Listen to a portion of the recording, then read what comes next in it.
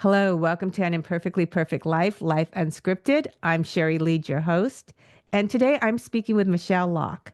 Michelle is a family law attorney and a former associate family law judge. She practices out of the state of Texas and has an incredible amount of experience in all aspects of family law. For today's conversation, I asked her to focus on issues relating to gray divorces. If you haven't heard the term gray divorce before, what it usually refers to is a long term marriage of maybe 20 to 30 years, and the participants that are deciding to divorce, the spouses, usually are in around the age range of 50s to 60s, maybe even a little bit older. So there's some unique challenges when dissolving a long term marriage like that. And on a personal note, sometimes there's some unique challenges when you're at that age close to retirement and you're starting all over again. So here's a little fun fact. Michelle didn't realize before coming on this podcast that I'm also an attorney licensed in Washington State.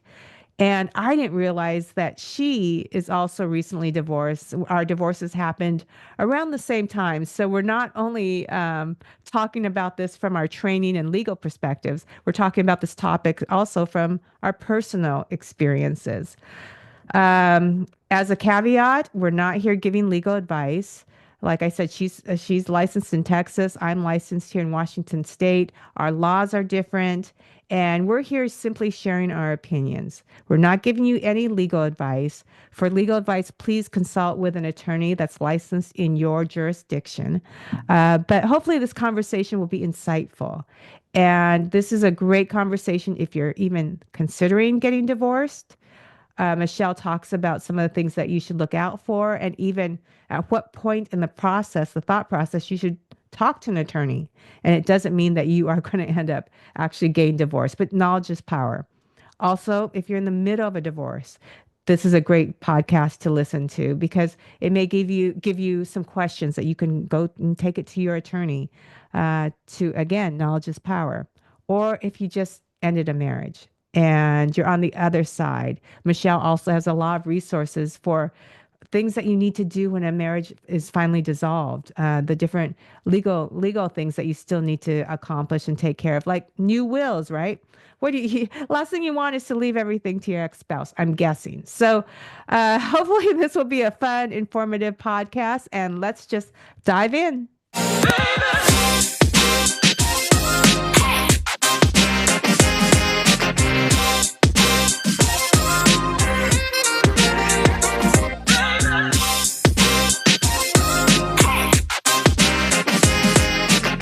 Hi, Michelle.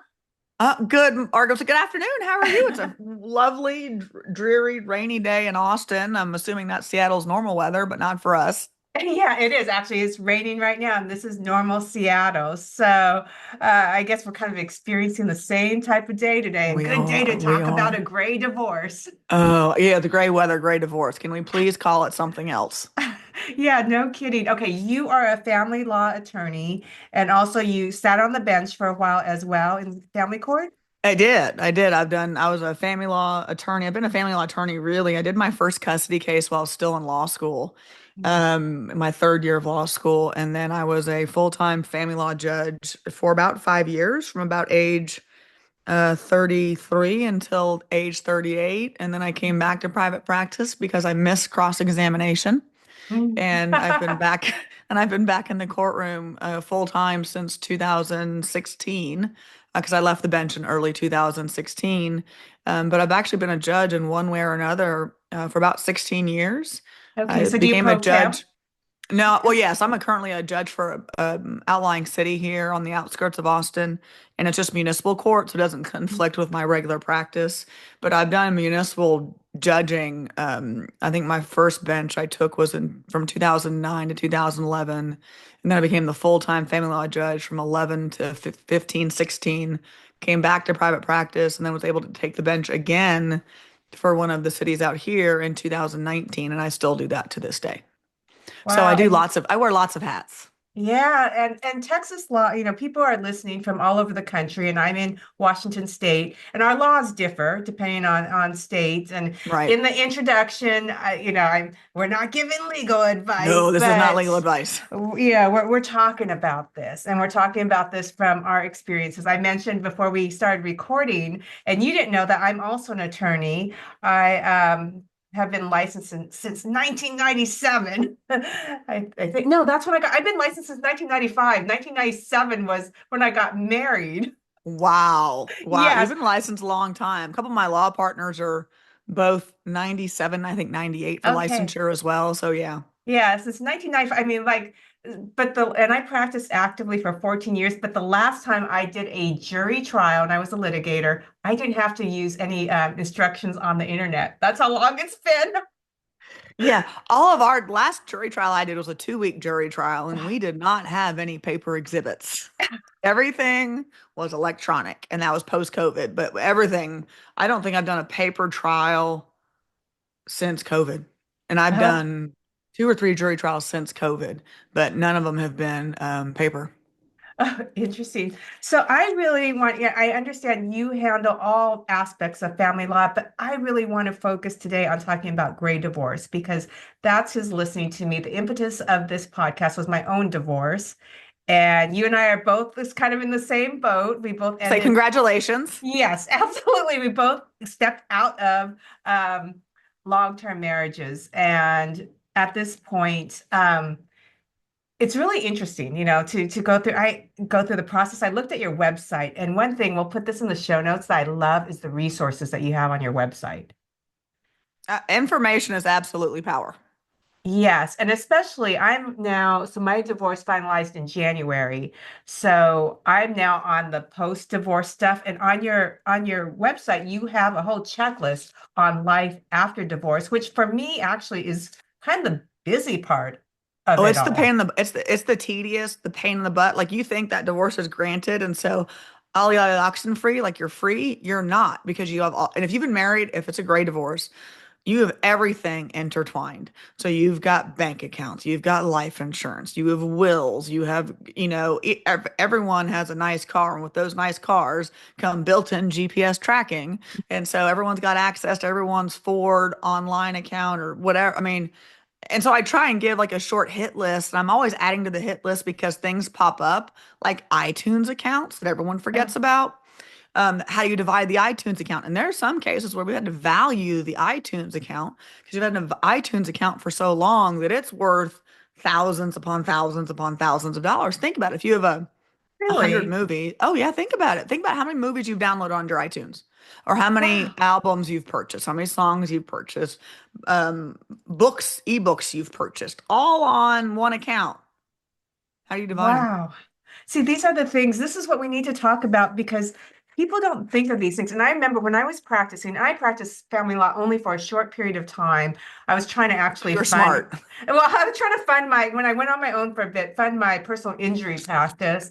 And I didn't do the high-end divorces. I was just, I was doing the smaller divorces. I have a little funny story with that. But um I remember a woman coming in. I was in my 30s at the time. A woman coming in, she was 50 years old and she had been married for a long time.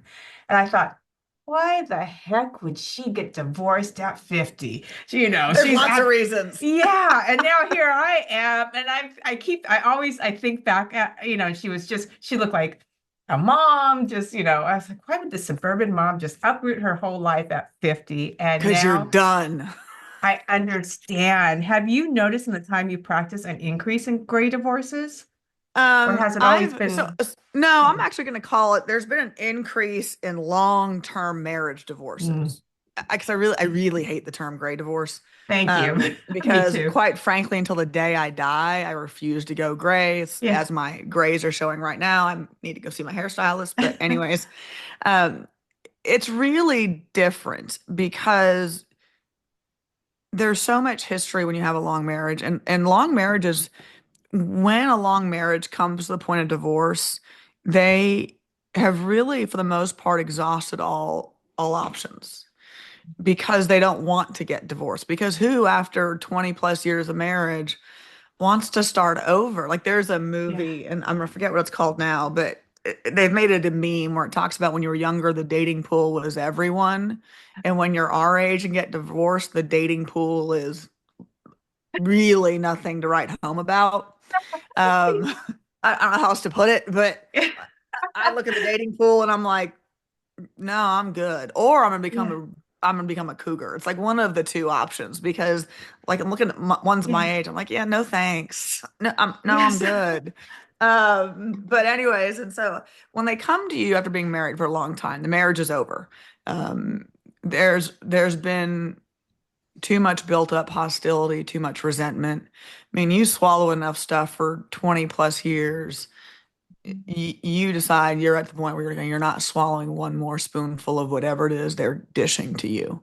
And so those really aren't the ones that reconcile. Occasionally they will reconcile. And for the same reasons that they file for divorce, the same reasons they reconcile is that you don't want to lose half your stuff, right? Because unless you have a huge estate, if you've been married for 20 plus years, it's hard to start over, especially if you've been a stay-at-home mom who doesn't have a degree, doesn't have any plan B for how she's going to support herself. I can't tell you about other states, like California is probably a better state than Texas, but Texas is not a state if you are a stay-at-home mom you want to get divorced in. Oh, There is interesting. there's a presumption against the award of spousal maintenance in Texas, which is our version of alimony. But Hmm. there's a presumption against it, and I mean it's a strong presumption against it. And the court is required to order spousal maintenance for the least amount of time possible. So I had a case where we just did. Both parties are early 50s. She was a homemaker that took care of their child who's getting ready to graduate from high school. He was a contractor and made the majority of the money in the majority of their marriage. And she was awarded by the court $1,500 a month for 12 months. Oh my goodness. That's And it. so how do you, we also call it spousal maintenance here, but we don't have that same uphill battle that you Oh, have. we have a huge uphill battle if you want to get it in Texas. If you've been married for more than 7 years in Washington State, it's almost presumed that you will get spousal maintenance, is my understanding. Talk to a Oh, well, lawyer, but yeah, no, it's is my my understanding. Like, yeah, yeah. but in Texas, it is an uphill battle, and you have to prove. I mean, you actually have to prove you've gone out there to try and get a job, and you can't, or you figure out the training you need to get a job. But there is none of this. We're going to put you on equal footing as you were when you were married. There's none of that in Texas, and so Wow. I will have a lot of women that come to me and haven't worked, been the stay-at-home wives, haven't been in the workforce for 15 plus years, don't have the degrees necessary to navigate this modern workforce. And anyone that's been out of the workforce and for 15 years, even 10 years, even 5 years in this dynamic workforce environment, especially with COVID and how And everything's at an changed older age too, and an older in age, the right? I 50s, mean, maybe 40s, 50s, 60s, right. perhaps. Right. No one's knows people are not supposed to age discriminate against you when you hire people, but let's be real clear. They do. I Hmm. mean, they do. They're going to see, well, I'm going to put this much energy into this employee who hasn't been in the workforce for this year. It's expensive to train an employee. It's expensive to keep them and all those things. And you're looking at, well, they're probably closer to retirement or closer to getting their next marriage where they can go back to not working. But I say that because I have lots of women that will come in to me in that position. And my first question to them is always, well, what is your plan B? And they look at me like shocked. Well, what do you mean plan B? We were married. He owes me. And I have to tell them, like, I'm sorry, you're in the wrong state. So unless you can get your husband to pick up and move to another state within the next before you get divorced, you better have your plan B in place, which means you have your accounts in your own name that you can access so he can't cut you off from money during a divorce. Or he can make it more difficult for you to limit your access to money. Or you need to figure out what you're going to do for a living, which means go back into that workforce. Start, figuring out how you're going to support yourself. But if you go into a divorce as a stay-at-home mom in Texas and it's a long-term divorce or long-term marriage, you better have plan B and C really figured out. I mean, And I've turned people away saying, you know what? Come back and see me in 6 months when you've figured out your plan B. that's so Because our job is to do what's interesting. right Yeah. for them. It's not to do what they want at the moment. It's to give them the advice and say, hey, look, here's what you're facing. And unless you've made plans for A, B, and C, you're not ready. And I would So say, you even won't in a figure it out. state like Washington, where I say that, it's kind of presumed that after 7 years, you're going to get something that's not guaranteed. It's not Right. guaranteed. And anyone who's considering divorce, it's a very good idea to speak to a family law attorney while you're considering divorce, so you know what you're looking at. A lot of the anxiety comes from not knowing, especially if you've been the non-income earning parent. So if I have any of my friends or anyone who's listening, if they're considering it, just because you talk to a family law attorney does not mean you're getting divorced. It means you're Correct. getting knowledge. Also, bring cash so that the appointment does not show up on any of your accounts. Oh, Because the interesting. last thing you do is want to give your soon-to-be ex-spouse, if that's the route you take, a heads up that you've consulted with a divorce attorney. So bring cash. That's a good point too, because you want to get the knowledge, but at the same time, you don't want to tip your hat before you're ready to. Well, because you don't want him to get ahead of you and file first, right? Like Yeah. it may not even be on on the opposing party's radar. It may not be. And so if they see that you're going to see a divorce attorney, well, guess what? It's going to be on their radar now. And so for those who've never done this, are they, would you, would you suggest that they consult with several divorce attorneys, Oh, consult with absolutely. one? Absolutely. You need to find, and I actually did an article on this recently, where it talks about finding the right attorney because the wrong attorney can set your life on the really wrong track for lots of reasons. Because that attorney could take, and I always call it like law school hypotheticals. Mm, And divorce in the real world is not a law school hypothetical. It is not the chance for you to explore every single possible claim that you could ever have under the sun that the law allows for, because that's not realistic. That's not likely what's going to happen in a courtroom. I don't care what state you are, because we'll say in Texas, pigs get fat, hogs get slaughtered type thing. Like you don't go in and ask for everything under the sun. It's real life. It's the real world. It's your real life that you have to carry on with after that divorce attorney is gone. And so if you're going to go find someone that's going to treat us as a hypothetical and argue everything under the sun, that's not who's going to be best for you at the end of the day when you have to go live your life post divorce without that attorney present. I mean, there are some cases where you may have to go nuclear with your soon to be ex. mhm. I will tell you that's generally not the rule. Um, That's good to it hear. happens. It happens. I know because I mean, I get hired on those high conflict cases a lot. But even on those cases, there's not the reason to, attorneys can make cases much worse or much better. And Mhm, I have attorneys, and so my clients will always ask me, well, how, in consults, well, how much do you think this is mhm, going to cost? And my answer always is, almost always, is, well, depends on who's hired on the other side. mm. Because there are some attorneys that I can pick up a phone and say, hey, Mr. Smith, um, I've got these are my set of facts as I understand them. Tell me what your position is. Hey, can we get to mediation quickly?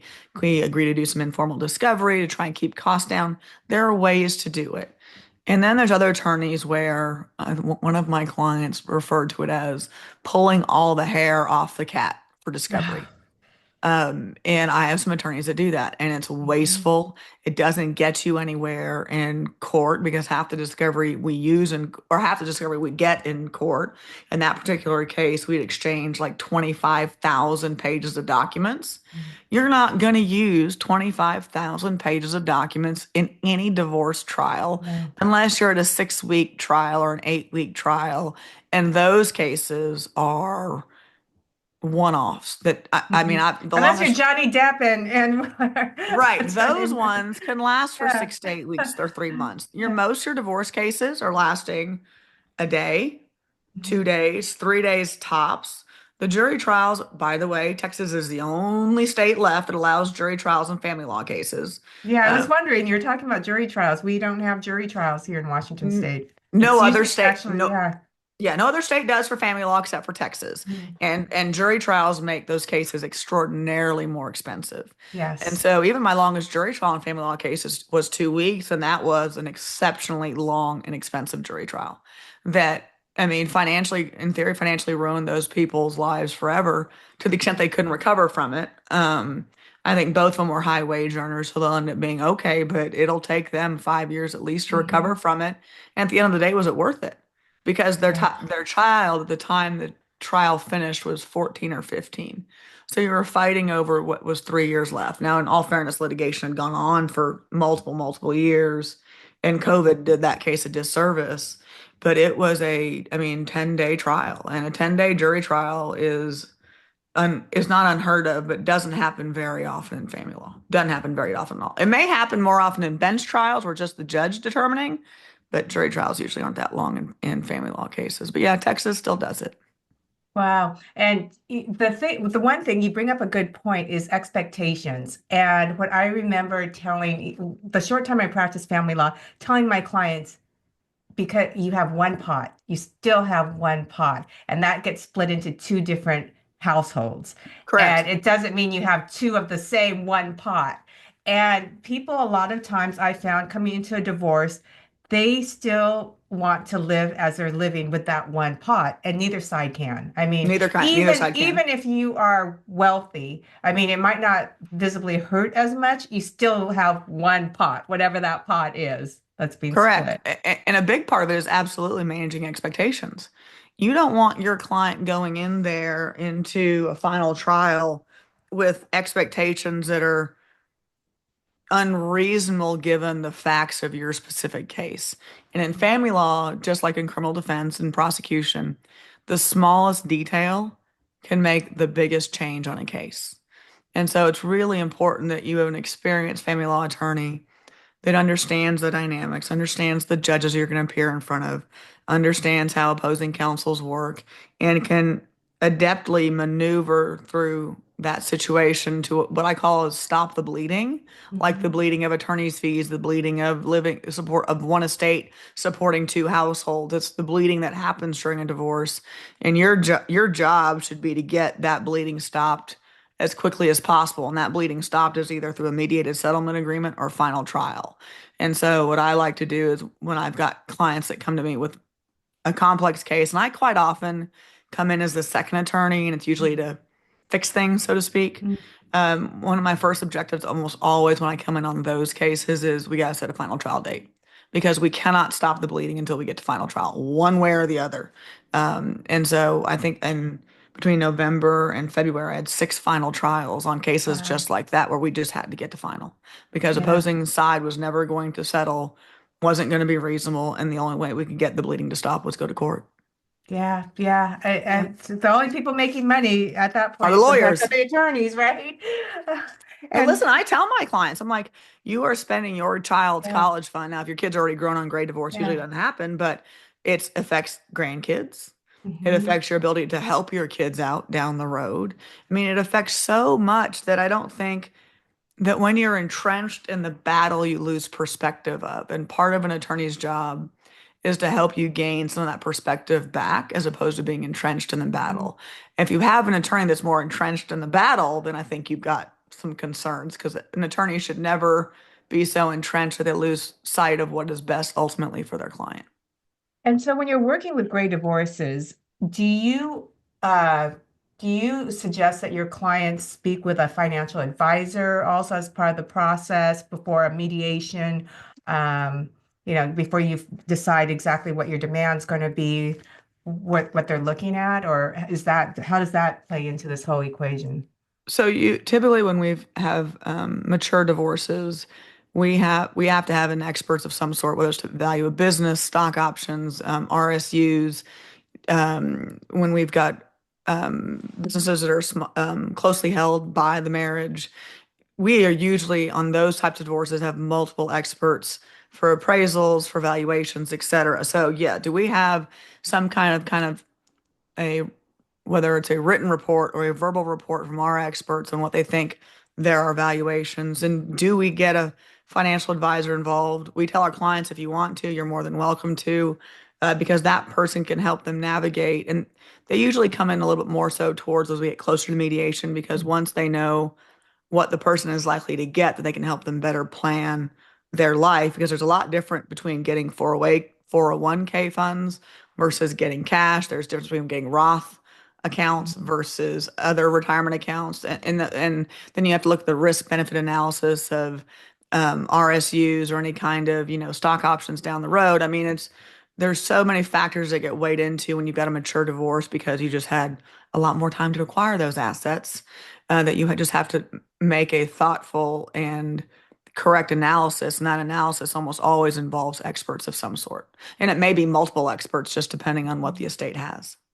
And for to try to make it a little less scary for the non-income earning partner, with those, I mean, this is just something that I've gone through. I was worried because I was the non-income earning partner ending a 27-year marriage. And all of a sudden it's like, okay, will I qualify for a mortgage? How do I qualify for a mortgage? Even if I have good credit, if I haven't collected a paycheck by myself, for myself in decades. And those are the kind of things that would keep me up at night. But after speaking to my divorce attorney and to a financial advisor, knowledge is power. Oh, it absolutely is. I would And never, yeah. yeah, I would never tell a client don't go seek support if they want it. I think a financial advisor is smart, but again, have one that's willing to look out that you are ensuring it's looking out for your best interest, not just the percentage they may get on the portfolio that you're going to transfer over to them. And what do you wish your clients, like if you had the perfect client coming in, let's say it's a difficult gray divorce, somebody coming in, and when do you wish that they came in to see you? Two, what are the steps that you would hope that they would take to make settlement or trial easier in the long run? So, And three, how to oh, sorry. communicate with you, the attorney. So, question one, I'd prefer they come to see me a year to 6 months before they file, because that allows them to gather financial information that they may not already have access to, or may need to figure out a way to get access to it, so that they have the information to give their attorney, because it's so much better when you have a little bit more information to give your attorney, at least up front, so your attorney can make some proper assessments on some things initially. At least in Texas, I can't tell you about other states, but we have what we call a temporary orders hearing that happens pretty shortly after filing. And that involves basically setting the parameters for which the divorce is going to operate, who's going to pay what, any temporary family support that may be ordered, who pays what bills, who pays the mortgage, what houses go on for sale while the divorce is pending versus not. I mean, it's basically it's the guidance by which you get from point A to point, B to finish your divorce. And so it is better to come in to see a potential attorney a year, 6 months to a year in advance. And part of that is because it allows you to meet with multiple attorneys. The last thing you want to be doing is hiring an attorney Friday for a Monday morning hearing because you didn't get served until Friday evening. And then you're stuck just basically taking whoever you can find. And are those And attorneys conflicted out then at that point from your spouse hiring them? yes, well, in Texas, yes, there can be. It is typically you are conflicted out if you have met with an attorney and your or your soon to be former spouse tries to confer with that attorney. Typically, they are consulted out or conflicted out, not consulted out. They're conflicted out. That being said, I think there are some that have some anti-conflict that says nothing you tell me in this Mm. consult will waive my ability to represent your opposing sides. You have to be really careful what you tell that attorney. But as a general rule, it is if you have conveyed some information that could be used against you, that they're conflicted out of representing the opposing party. So there is some benefit to that. There are some people that will play those types of games and try and go conflict out every high-end attorney in town.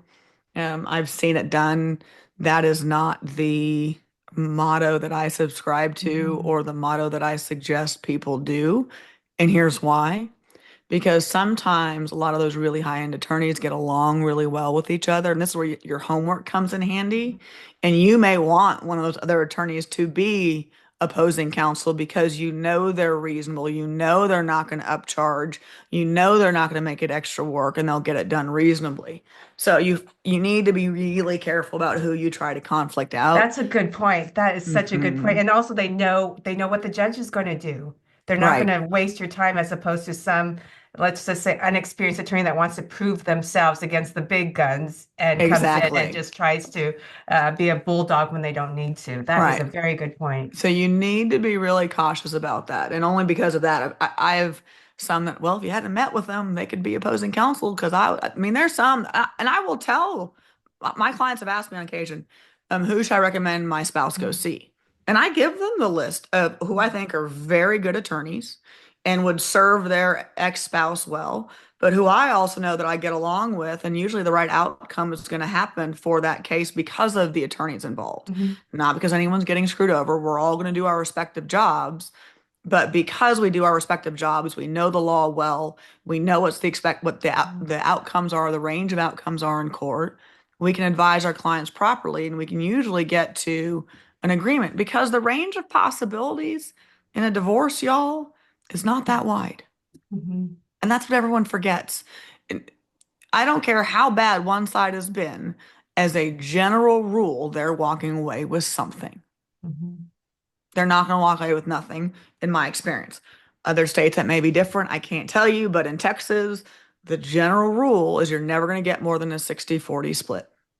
And as a general rule, there it's going to be somewhere between 50-50 and 60-40. That's the range typically. But people will spend hundreds of thousands of dollars fighting over that range. Now, the range can be manipulated with what we call lawyer math. Divorce lawyer Oh, math is yeah. different than regular math because Mhm. we will put imaginary numbers on the spreadsheet that aren't real dollars that skew that spreadsheet. So when I say 60-40 could ultimately end up being different because of imaginary numbers when you look at actual dollars received. But that's a whole other complex issue with attorney math. And so again, your higher level attorneys understand and can manipulate those spreadsheets relatively well. But again, if you have a good opposing counsel, you're going to have an opposing counsel that knows how you manipulate them. And so you're getting the manipulation limited, right? Because you know Right. what's going to happen in court or likely to happen in court. Um, I still am a big believer in that the courts really try to get it right. I know there's Mhm. been, at least in the custody side, which doesn't really apply to mature divorces, there's been a whole lot of various movements on various sides to try and say the family law courts are a business and they're corrupt. Um, I don't know that I agree with that. I think family law is a system that is black and white because it is a rule of law, and the judges are Mhm. bound by the laws to an emotional situation, and that's never fair. I mean, that's Mhm. just never fair. And so I always tell my clients there's lots of four-letter words in divorce, but fair is not one of them. So how do you wish that your clients communicated with you and with the opposing party? Okay, so with me, well, let's talk about the opposing party first. Yeah. Remember, everything you put in writing is Exhibit A in court. That includes text messages, y'all. That includes text messages to the mistress or the mister Mhm. or whoever you have on the side piece. I I can't tell you because here's the problem. You'll have some wine on a Friday night, you get pissed off Yeah. and you start sending some raging text messages to your soon-to-be ex about what an SOB he or she is, right? But Mhm. in court, you try to present as the pearl necklace, The the reasonable sweater one. set, the reasonable one, until that text series of text messages come in where you use the F word more than sailors do, Yeah. right? Yeah. Completely destroys your credibility in court when you come in with the sweater vest and the pearls and the black fats and your hair pulled back in a bun. Yeah. So everything's exhibit A. Just remember that. Do not put anything in writing and always assume they're recording you. Texas, I can't tell you about other states, but Texas is a one-party consent state. So if Oh. I'm on the phone with my former spouse, I can record. I don't have to have his notice. I can Oh, record you our need notice here in conversation and I Washington. don't have to give him notice. So like in Yeah. Texas, just assume you're being recorded. Just Yeah. assume. So everything's exhibit A. That's really the biggest one is everything's exhibit A. So if you don't want whatever it is you're doing to go in front of a judge, then don't do it. Yeah, I and also even it could even be used to perjure you if correct. it's not let in Correct.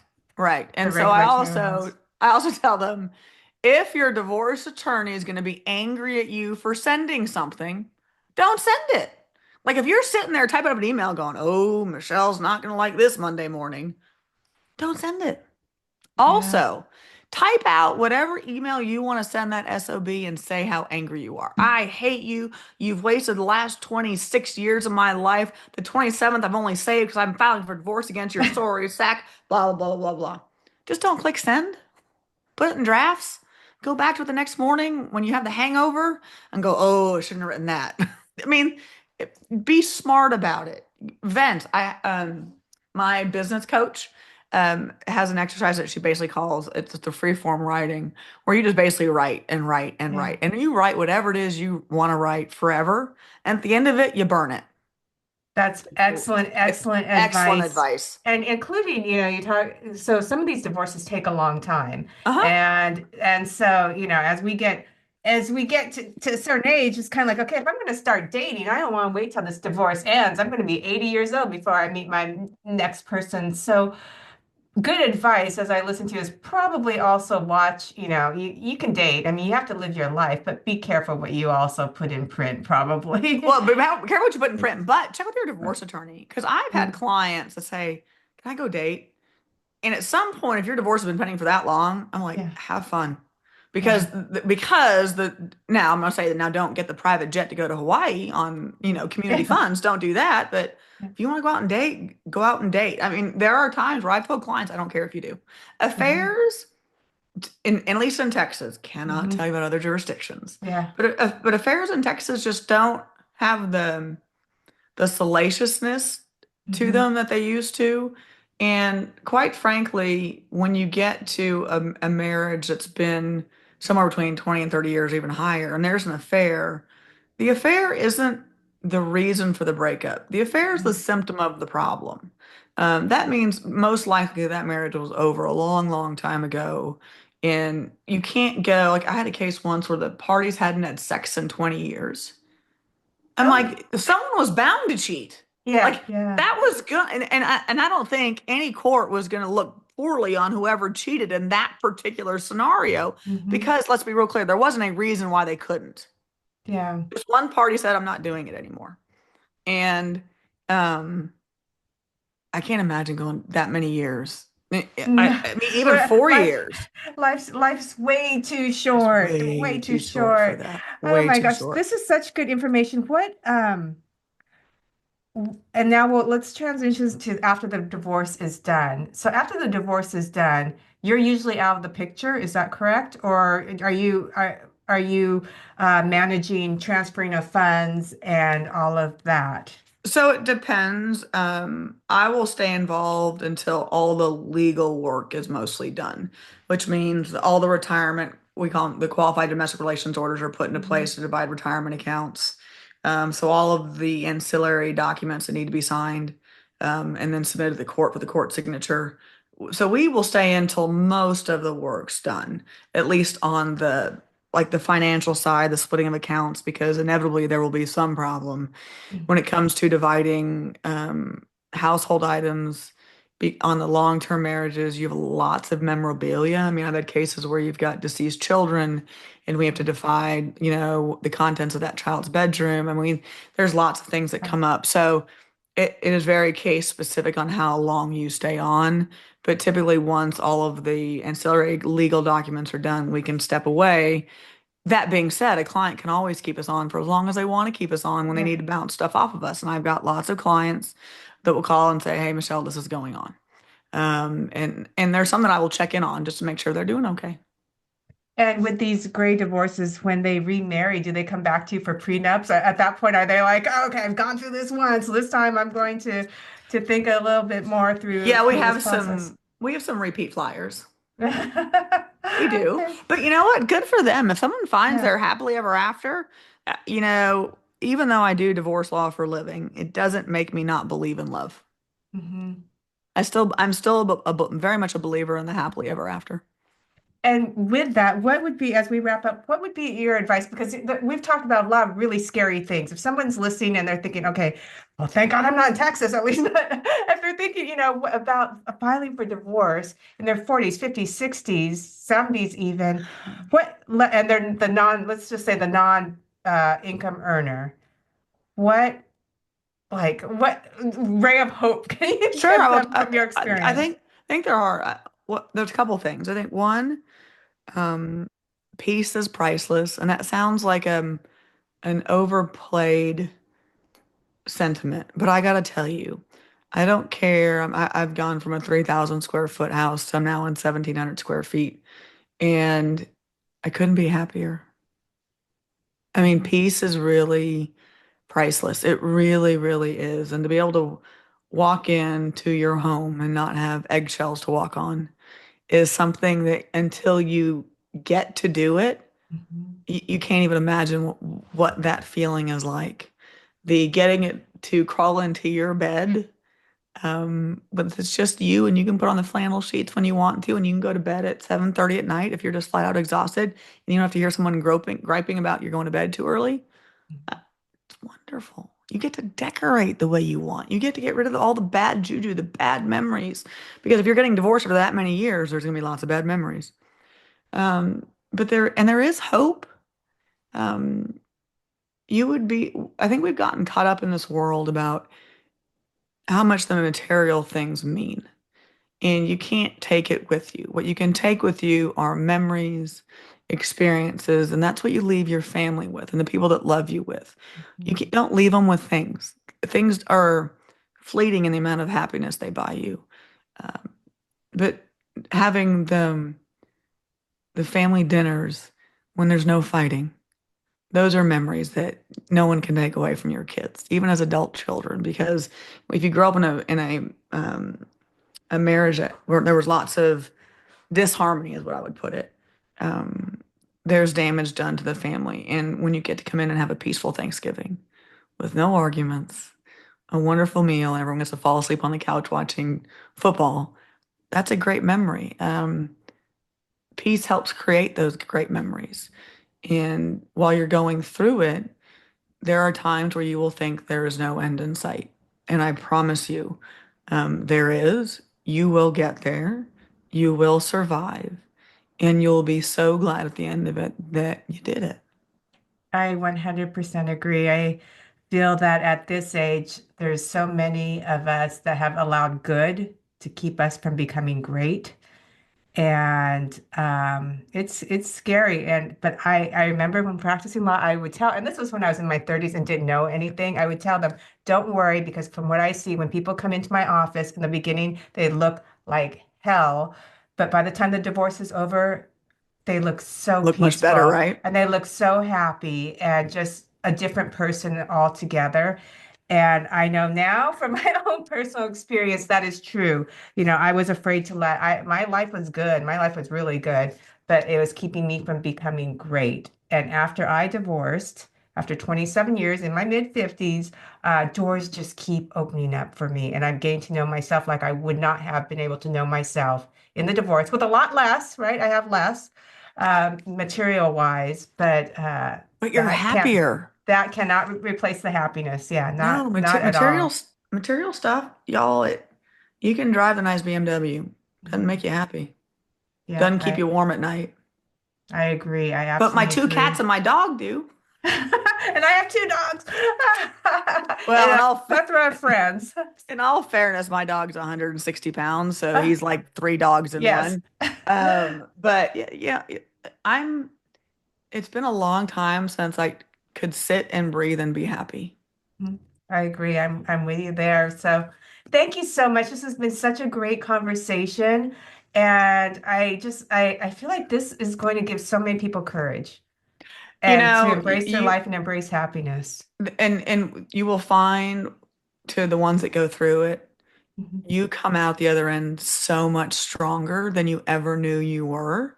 And that in itself is helps you like launch once that divorce is done Yes, and the because way you it teaches survived it. your kids too. And a lot of us have adult kids. When they see us, I mean, it was the first time my kids have seen me like really seeing what I could do. I'm not the support character, you know. It's like, I'm holy so cow, mom. Like, what yeah, yeah, happened? yeah. So, well, thank you so much. It was Thank you such a for having me. pleasure. Yeah, absolutely. Okay, take care. Hopefully the weather becomes a little bit better there and it's not Seattle-like. No, it'll be like 90 by Sunday. Nice. All right. Have a good weekend. Take You care. too. And that's a wrap. Thank you for joining me. And I owe you an answer. because the last time I recorded this podcast 2 weeks ago, I explained that I was going to travel to a couple of cities out of state, 2 different states, to see whether I could live in another state or what the housing market was like. And I was sure that I'd come back here and tell you this is where I'm going to move to. Well, I did find one city that I absolutely loved, and I may move there, but I may also stay in Seattle. For the first time, I'm considering that possibility as well. Um, I have till the end of the year to actually move. And my plan is if I decide to buy out of state, that would happen at the end of summer, early fall. Hopefully the interest rates will go down. But after all the school shopping, all the people who are trying to buy and get into certain school districts, um, after that is done is when I hope to jump in if I do decide to move. So that is my update. And as I said, this season is really about what happens after the divorce is done. And please, please like, share, follow, give this to your friends who are in this place because, sometimes when you walk along in this area, it's hard to tell people what you're going through and your fears. And it's nice to at least be able to listen to someone who's in the same shoes, and then you feel like you're not as alone. Okay. If you like this, please comment. Again, like, share. I don't do advertisements, and I hope you have an incredible week. Take care.